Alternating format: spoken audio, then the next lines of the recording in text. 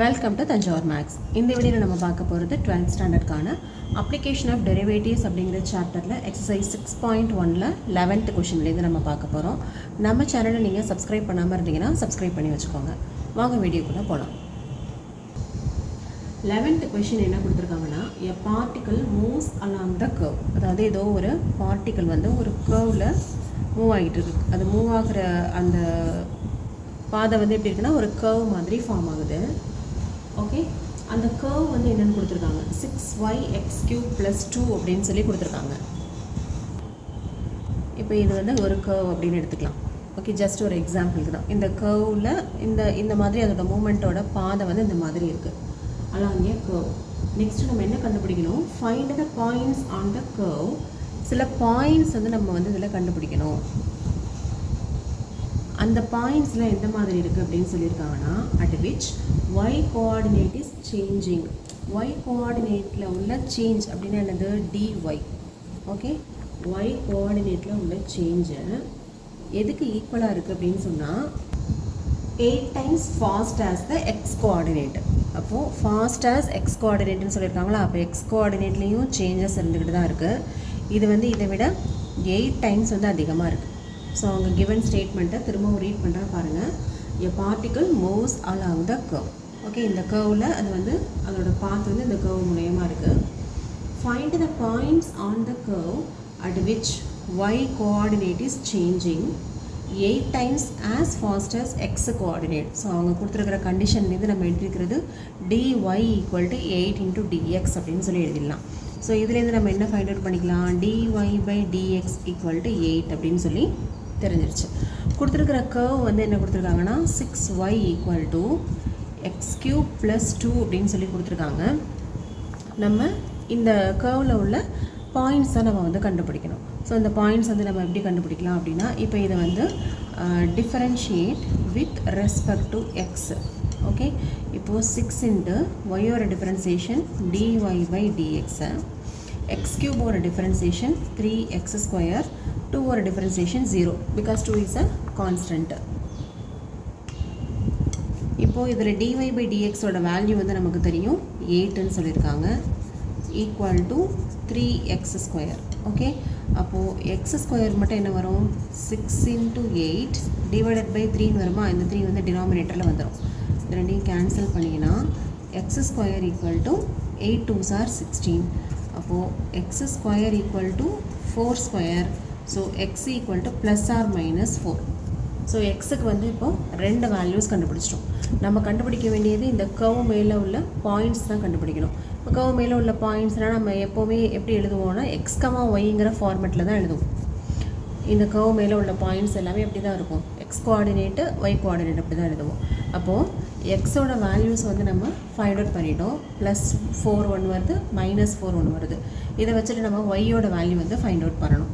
So x = +4ங்கும் போது y என்ன அப்படின்னு சொல்லி கண்டுபிடிக்கணும். அதே போல் x = -4ங்கும் போது ஒய்யோட வேல்யூ என்னன்னு சொல்லி நம்ம டெரைவ் பண்ணி கொண்டு வரணும்.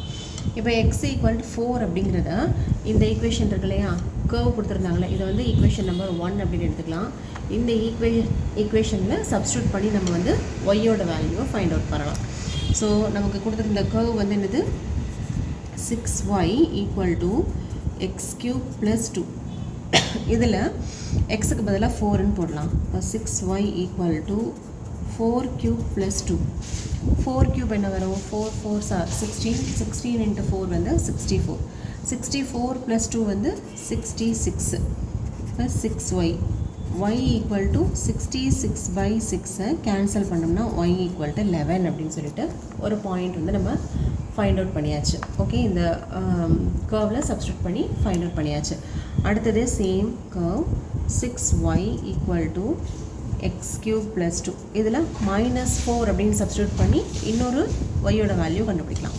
இப்போ 6y = -4 the whole cube + 2 -4 minus வந்து 3 times மல்டிப்ளை பண்ணோன்னா மைனஸ் தான்.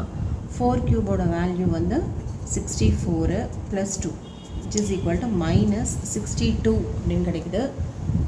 இதுலேருந்து நமக்கு y வேணும் இல்லையா, இப்போ 6y = -62. அப்போ y = இந்த 6 வந்து டிவிஷனில் கொண்டு வந்துடலாம். இப்போது 3 டேபிளில் கேன்சல் பண்ணிங்கன்னா இது 2 டைம்ஸ் கேன்சல் ஆகும், இது 31 டைம்ஸ் கேன்சல் ஆகும். y equal to -31/2. ஓகே, இப்போது 2 x வேல்யூஸ் இருக்குது, 2 y வேல்யூஸ் இருக்குது. ஸோ த பாயிண்ட்ஸ் ஆர் அப்படின்னு சொல்லிட்டு எழுதிட வேண்டியதான். நம்ம எப்போவுமே வந்து பாயிண்ட்ஸ் எழுதும் போது ஃபஸ்ட்டு எக்ஸ் கோஆர்டினேட் எழுதுவோம், அடுத்தது தான் வந்து ஒய் கோஆர்டினேட் எழுதுவோம். ஸோ 2 பாயிண்ட்ஸ் நம்ம கண்டுபிடிச்சிட்டோம். ஒரு பாயிண்டில் எக்ஸோட வேல்யூ 4, இன்னொன்று -4. ஸோ 4ன்னு இருக்கும்போது என்ன ஒய் வேல்யூ கிடச்சிது அப்படின்னா, 4ன்னு இருக்கும்போது ஒய் வந்து 11 அப்படின்னு கிடச்சிது. இப்போ இந்த இடத்துல 11 ஒரு பாயிண்ட்டு. இதே போல் -4ங்கும் போது நமக்கு ஒய்யோட வேல்யூ வந்து -31/2. ஓகே, -31/2. ஸோ இதுதான் வந்து நமக்கு அந்த கர்வ் மேலே உள்ள points. Okay, next question number 12. 12th question வந்து ரொம்ப ரொம்ப ஒரு ஈஸியான கொஷின் தான். Radius of an air bubble is increasing at the rate of. அப்போ ரேடியஸில் தான் சேஞ்ச் இருக்குன்னு தெரியுது. ஸோ dr/dtயோட வேல்யூ வந்து அவங்க என்ன கொடுத்துருக்காங்க அப்படின்னா 1/2 cm/s. இன்னொன்று நீங்கள் இந்த யூனிட்ஸை வச்சு இங்கே என்ன வரும்னு நீங்கள் கண்டுபிடிச்சிடலாம். ரேடியஸ்ன்னு சொல்லியிருக்காங்க, அதனால் கண்டிப்பாக r தான் வரும். இங்கே அவங்க கொடுத்துருக்கறதுல 1/2 cm/s கொடுத்துருக்காங்களா, அப்போ கண்டிப்பாக dr/dt தான். ஸோ இதை வச்சும் நீங்கள் வந்து இங்கே என்ன இருக்கும் அப்படிங்கிறத நீங்கள் சூஸ் பண்ணிக்கலாம். என்ன கண்டுபிடிக்கணும் அப்படின்னா, at what rate is the volume of the bubble. So நமக்கு என்ன வேணும், வால்யூம் ஆஃப் த பபுள்னால் நம்ம மீன் போடுவோம், அதில் உள்ள சேஞ்சு தான் வேணும். அப்போ dv/dt தான் நமக்கு என்னன்னு சொல்லி கண்டுபிடிக்க சொல்லியிருக்காங்க. எப்போ இந்த dv/dt அப்படின்னு சொன்னால், ரேடியஸ் வந்து 1 சென்டிமீட்டராக இருக்கும்போது, ரேடியஸ் 1 சென்டிமீட்டராக இருக்கும்போது dv/dtயோட வேல்யூ என்ன அப்படின்னு சொல்லி நம்ம ஃபைண்ட் அவுட் பண்ணோம். ஸோ இது வந்து ஒரு பபுள் அப்படின்னு சொல்லிட்டாங்க. பபுள்னாவே கண்டிப்பாக இது வந்து ஒரு ஸ்பெரிக்கல் ஷேப்பில் தான் இருக்க போகுது. அப்போ வால்யூம் ஆஃப் அ ஸ்பியரோட ஃபார்முலாவே நம்ம எடுத்துக்கலாம். That is 4/3 πr3. இதனே volume of the sphere. So இதோட differentiation with respect to t. இப்போ dv/dt போடலாம். 4/3 π எல்லாம் கான்ஸ்டன்ட்டு, r3 டிஃபரன்ஷியேட் பண்ணிங்கன்னா 3r², r டிஃபரன்ஷியேட் பண்ணிங்கன்னா dr/dt. இப்போ எல்லா வேல்யூஸையும் நம்ம இப்போ சப்ஸ்டியூட் பண்ணலாம். 3 கேன்சல் ஆகிடும், 4π, ஆரோட வேல்யூ வந்து 1ன்னு கொடுத்துருக்காங்க, அப்போது 1². dr/dtயோட வேல்யூ வந்து ஆல்ரெடி நமக்கு 1/2 அப்படின்னு சொல்லி கொடுத்துட்டாங்க. ஸோ இப்போ கேன்சல் பண்ணோன்னா இது 2 டைம்ஸ் கேன்சல் ஆகும்.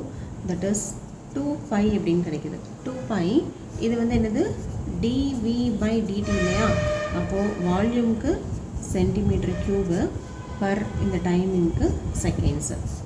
ஸோ dv/dtயோட வேல்யூ வந்து 2π cm3/s அப்படின்னு சொல்லிட்டு ஃபைண்ட் அவுட் பண்ணியாச்சு.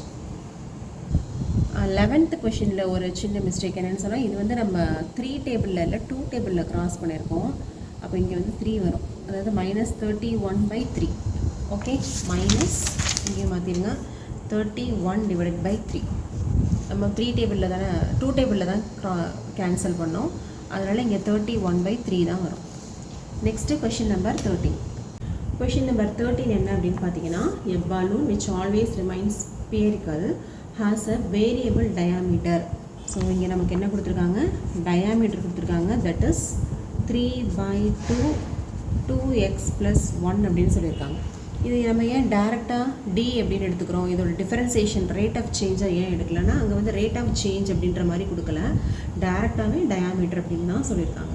நம்ம என்ன கண்டுபிடிக்கணும் அப்படின்னா, find the rate of change of its volume. வால்யூமில் உள்ள சேஞ்சை தான் கண்டுபிடிக்கணும், ஆனால் வித் ரெஸ்பெக்ட் டு எக்ஸ் கேட்டிருக்காங்க. அதாவது என்ன ஃபைண்ட் அவுட் பண்ணணும் அப்படின்னா, dv/dx தான் நம்ம வந்து என்ன அப்படின்னு சொல்லி ஃபைண்ட் அவுட் பண்ணணும். ஓகேவா? ஸோ இதுக்கு நம்ம வந்து ஃபஸ்ட்டு இந்த டயாமீட்டர் கொடுத்துருக்காங்க இல்லையா, டயாமீட்டர்லேருந்து நம்ம வந்து ரேடியஸை எழுதிக்கலாம். ஸோ ரேடியஸ்னால் என்னது, டயாமீட்டர் /2. இது நமக்கு எல்லாருக்குமே தெரியும். ஸோ டயாமீட்டர் என்னது, 3/2 2x + 1 /2. அப்போ இங்கே 1/2ன்னு இருக்கா. ஸோ இதுவும் டினாமினேட்டர் தான், இதுவும் டினாமினேட்டர் தான். அப்போ ரெண்டையும் மல்டிப்ளை பண்ணிக்கலாம். அப்போது நமக்கு ரேடியஸ் வந்து என்ன வருதுன்னா 3/4 2x + 1 அப்படின்னு சொல்லி வந்துருச்சு. நமக்கு என்ன கேட்டிருக்காங்க, dv/dx கேட்டிருக்காங்க. இது வந்துட்டு ஒரு ஸ்பியர், ஏன்னா இது வந்து என்னது பலூன் இல்லையா, பலூன் ரிமைன் ஸ்பெரிக்கல் அப்படின்னு சொல்லிட்டு அவங்களே கொடுத்துட்டாங்க. அப்போ கண்டிப்பாக இது வந்து ஸ்பியர் ஷேப் தான். ஸ்பியரோட வால்யூம் ஃபார்முலா வந்து ஃபஸ்ட்டு எழுதிக்கலாம். 4/3 πr³ அப்படின்னு எழுதிக்கலாம்.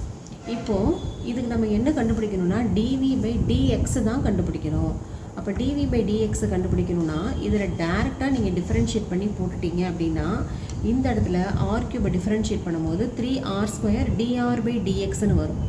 ஆனால் இங்கே நமக்கு dr/dxக்குலாம் வேல்யூஸ் எதுவுமே இல்லை. இதுலேருந்து நம்ம கண்டுபிடிச்சாலும் ரொம்ப டைம் ஆகும். ஸோ அதுக்கு ஷார்ட்கட்டாக நம்ம வேறு என்ன பண்ணலாம் அப்படின்னா நம்ம vயை வித் ரெஸ்பெக்ட் டு x தான் டிஃப்ரென்ஷியேட் பண்ண போகிறோம். அப்படிங்கிறதுனால இந்த இடத்துல rக்கு பதிலாக நான் டேரெக்டாக இந்த வேல்யூவை சப்ஸ்டியூட் பண்ணிக்கிறேன். இப்போ 4/3 π r³ என்னது, இது ஃபுல்லாகவே இல்லையா? அப்போ 3³ / 4³ into 2x + 1 ஓகே. இப்போது இதை வந்து நம்ம கேன்சல் பண்ணிடலாம். ஒரு 3யும் ஒரு 3யும் கேன்சல் ஆகிடும், 4ம் ஒரு இது கேன்சல் ஆகிடும். ரிமைனிங் வந்து என்ன இருக்கும், இங்கே 3² இருக்கும், இங்கே 4² இருக்கும். 3² பதிலாக 9 போட்டுக்கலாம், பை இருக்குது. 4² பதிலாக 16 அப்படின்னு போட்டுக்கலாம். 2x + 1 இது வந்து எதோட வேல்யூன்னு பாருங்கள், vயோட வேல்யூ. ஓகே, இப்போ நம்ம என்ன பண்ணிட்டோம், வால்யூம் இன் டேர்ம்ஸ் ஆஃப் எக்ஸ்லேயே கண்டுபிடிச்சிட்டோம். பட் ஏற்கனவே நமக்கு வால்யூம் இன் டேர்ம்ஸ் ஆஃப் ஆரில் தான் இருந்தது. ஆனால் நம்ம டிஃப்ரென்ஷியேட் பண்ண போகிறது வித் ரெஸ்பெக்ட் டு எக்ஸுங்கிறதுனால இந்த ஆரோட வேல்யூவை சப்ஸ்டியூட் பண்ணி வால்யூம் இன் டேர்ம்ஸ் ஆஃப் எக்ஸ்லேயே நம்ம வந்து சேஞ்ச் பண்ணியாச்சு. இப்போ நம்மளால் ஈஸியாக dv/dx வந்து கண்டுபிடிச்சி போட்டுடலாம். இப்போ 9π/16. இப்போ இது ஃபுல்லாகவே வந்து x³ அப்படிங்கிற மாதிரி தான் இருக்குது. x³ அப்படின்னாவே நம்ம என்ன போடுவோம், x³ டிஃபரன்சியேஷன் வந்து 3x² போடுவோம். அப்போ இங்கே 3xக்கு பதிலாக 2x + 1 அடுத்தது 2xன்னு ஒரு டேர்ம் இருக்குது. அப்போ 2 × dx/dx, அதாவது 1 தான். எக்ஸோட டிஃபரன்சியேஷன் 1, ஏன்னா இங்கே வித் ரெஸ்பெக்ட் டு எக்ஸ் தான் டிஃபரன்ஷியேட் பண்ணிக்கிட்டு இருக்கோம். அப்போ இங்கே 2 dx/dxன்னு வந்துடும். ஓகே, இந்த ப்ளஸ் 1 வந்து 0 ஆகிடும் கான்ஸ்டன்ட் டேர்ம்ங்கிறதுனால. இப்போ திரும்ப இதையும் நம்ம வந்து கேன்சல் பண்ணிக்கலாம். கேன்சல் பண்ணோன்னா 2க்கும் இதுக்கும் கேன்சல் பண்ணிட்டோம்னா 8. 9 3s are 27. இப்போ 27π/8 2x + 1 ஸோ இதுதான் வந்து rate of change of volume with respect to x. இவ்வளோ தான் ஆன்சர். ஓகே, இந்த கொஷினில் நீங்கள் வந்து நல்லாவே மார்க் பண்ணி வச்சுக்கோங்க. ஏன்னா இங்கே நம்ம யூஸ்வலாக dv/dt தான் கண்டுபிடிப்போம். ஆனால் இதில் வந்து dv/dx வித் ரெஸ்பெக்ட் டு எக்ஸ்ன்னு சொல்லிட்டு அவங்களே டேரெக்டாக கொடுத்துருக்காங்க. அதே போல் நமக்கு எப்போவுமே வந்து rate of change of radius தான் கொடுப்பாங்க. ஆனால் இதில் டேரெக்டாக வேரியபிள் டயாமீட்டர் அப்படின்னு சொல்லி கொடுத்துருக்காங்க. அதுலேருந்து ரேடியஸ் கண்டுபிடிச்சி போடுறோம். ஸோ இதெல்லாம் வந்து கொஞ்சம் டிஃப்ரெண்ட்டான கொஷின்ஸ் தான், ஆனால் ரொம்ப ரொம்ப ஈஸியான ஒரு கொஷின்ஸு. அதனால் மார்க் பண்ணி வச்சுக்கோங்க. ரிவைஸ் பண்ணும்போது உங்களுக்கு இதில் ஏதோ ஒரு சின்ன வித்தியாசம் இருக்குது அப்படின்னு சொல்லிட்டு நீங்கள் கண்டுபிடிச்சி அதை பார்த்துக்கிறதுக்கு ஈஸியாக இருக்கும். Next question number 14th question என்ன சொல்லியிருக்காங்க அப்படின்னா, sand is pouring from a pipe at the rate of 12 cm3/s. கண்டிப்பாக அங்கே சென்டிமீட்டர் க்யூப்னு வந்ததுனால கண்டிப்பாக இந்த ரேட் ஆஃப் சேஞ்ச் வந்து என்னவாக தான் இருக்கும்னா dv/dtயாக தான் இருக்கும். ஸோ dv/dtயோட வேல்யூவை 12 cm3/s அப்படின்னு சொல்லி நம்ம எடுத்துக்கலாம். Next, the falling sand forms a cone on the ground in such a way that the height of the cone is always, அதாவது height of the cone அதை hன்னு எடுத்துக்கலாம், is always 1/6 of the radius. அப்போ h = 1/6 into radius. Okay, how fast is the height of the sand cone increasing when the height is 4 cm?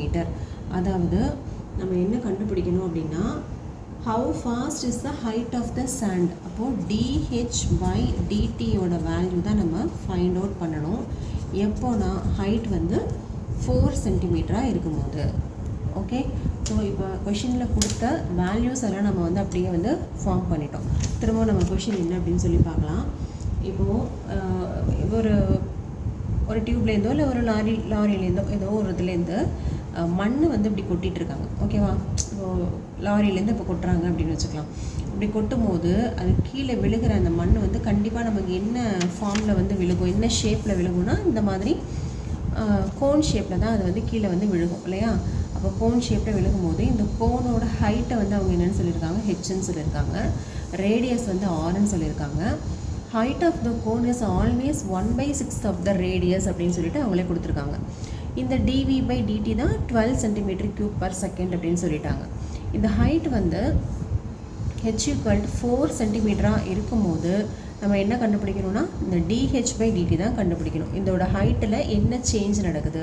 ஏன்னா இந்த மண்ணை வந்து கொட்டிகிட்டே இருக்கும்போது இந்த கோனோட ஹைட்டு வந்து கண்டிப்பாக என்ன ஆகும், இன்க்ரீஸ் ஆகிக்கிட்டே தான் இருக்கும். ஓகேவா? அந்த இன்க்ரீஸ் எவ்வளோ ஆகுது, அப்போது dh/dt தான் நம்ம கண்டுபிடிக்க வேண்டிய வேல்யூ. ஸோ dh/dt நம்மளால் டைரெக்டாக கண்டுபிடிக்க முடியாது. ஏன்னு சொன்னால் வேறு எந்த இதுவும் இல்லை இல்லையா, ஃபார்முலா எதுவுமே இல்லை. ஸோ இங்கே நம்ம யூஸ் பண்ண வேண்டிய ஃபார்முலா வந்து என்னென்னா வால்யூமோட ஃபார்முலாவை வச்சு தான் dh/dt நம்மளால் கண்டுபிடிக்க முடியும். So volume of a cone, இப்போ இது வந்து கோனு. இப்போ வால்யூம் ஆஃப் த கோன் வந்து என்னென்னா 1/3 πr²h. Okay, volume of a cone வந்து 1/3 πr²h. இது வரைக்கும் உள்ள கொஷின்ஸ் எல்லாமே நம்ம ஸ்பியரோட வால்யூம் தான் பார்த்துட்டு இருந்தோம். இப்போ இந்த 14th கொஷினில் தான் வந்து கோனோட வால்யூம் வந்து பார்க்குறோம். இப்போது இதுலேருந்து நம்ம கண்டுபிடிக்க வேண்டியது dv/dt தான் கண்டுபிடிக்கணும். ஆனால் இதை டைரெக்டாக நீங்கள் dv/dt போட்டிங்கன்னா இந்த இடத்துல உங்களுக்கு வந்து ப்ராப்ளம் வரும். என்னென்னா r² இருக்குது, ஹெச்சும் இருக்குது. அப்போ நீங்கள் யூவி மெத்தடெல்லாம் போகிற மாதிரி இருக்கும். ஸோ நான் என்ன பண்ணிக்கிறேன், ஃபஸ்ட்டு இங்கே நமக்கு வந்து dh/dt தானே வேணும். அதனால் ஹெச்சுக்கு பதிலாக இந்த ஆருக்கு பதிலாக நான் வந்து ஒரு வேல்யூவை சப்ஸ்டியூட் பண்ணிக்க போகிறேன். இதை ஃபுல்லாகவே இன் டேர்ம்ஸ் ஆஃப் ஹெச்சுக்கு நான் வந்து கன்வெர்ட் பண்ணிக்க போகிறேன். ஓகே, இப்போ இதுலேருந்து நம்ம என்ன எழுதலாம், h = 1/6 ஆரா, அப்போது 6h = r அப்படின்னு எழுதலாமா. இந்த ஆரை இந்த 6ஐ வந்துட்டு இங்கே ஹெச் கூட மல்டிப்ளை பண்ணிவிடுங்க. அப்போ r = 6h அப்படின்னு வந்துடும். இப்போது இதை வால்யூமில் சப்ஸ்டியூட் பண்ணுங்கள். ஆருக்கு பதிலாக 6h² இன்ட்டு இந்த ஃபார்முலாவில் உள்ள ஒரு h. அப்போது 1/3 π, இது வந்து 6 6 r 36 h² இன்ட்டு h. இப்போ இதை வந்து நம்ம கேன்சல் பண்ணோன்னா 12 ஆகிடும். இப்போ 12 π h³. இப்போது v வந்து இன் டேர்ம்ஸ் ஆஃப் ஹெச்சில் நம்ம ஃபுல்லாக கொண்டு வந்துட்டோம். ஏற்கனவே இருந்தது r/h ரெண்டுமே கம்பைண்டாக இருந்தது. பட் r வந்து இன் டேர்ம்ஸ் ஆஃப் ஹெச்சில் நமக்கு வந்து கொஷின்லேயே கொடுத்துட்டாங்க. ஸோ அதை சப்ஸ்டியூட் பண்ணி வால்யூம் ஆஃப் த கோனை இன் டேர்ம்ஸ் ஆஃப் ஹெச்லேயே நம்ம வந்து ஃபுல்லாக ஃபார்ம் பண்ணியாச்சு. நமக்கு என்ன வேணும் அப்படின்னா dh/dt தான் கண்டுபிடிக்கணும். அப்போ இந்த ஈக்குவேஷனை நம்ம வந்து differentiating with respect to t பண்ணலாம். இப்போ dv/dt = 12 π இன்ட்டு h³ ஒரு differentiation 3h², ஹெச்சோட differentiation dh/dt. Okay, இதில் dv/dt அவங்க ஏற்கனவே என்னென்னு கொடுத்துட்டாங்க, 12 அப்படின்னு சொல்லி கொஷினில் கொடுத்துட்டாங்க. இப்போ 12 = 12 π 3h² dh/dt. இதில் ஹெச்சோட வேல்யூ இருக்கு இல்லையா, அதையும் நம்ம சப்ஸ்டியூட் பண்ணிக்கலாம். ஹெச் வந்து என்ன கொடுத்துருக்காங்க, 4 சென்டிமீட்டர்னு சொல்லியிருந்தாங்க. When h = 4 centimetre. அப்போ இந்த ஹெச்சுக்கு பதிலாக 4² அப்படின்னு சொல்லி போட்டாச்சு.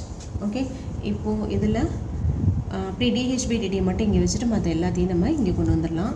இப்போ 12 / 12 π, ஒரு 3 ஒன்று இருக்குது, இங்கே ஒரு 4² இருக்குது, dh/dt. ஓகே, இப்போ இதில் 12 நம்ம வந்து கேன்சல் பண்ணிடலாம். அதுக்கப்புறம் இது வந்து 4 4s are 16. 16 into 3 48. 1/48 π. This is equal to dh/dt. Okay, so நம்ம இதை ஃபைனலாக எழுதிடலாம்.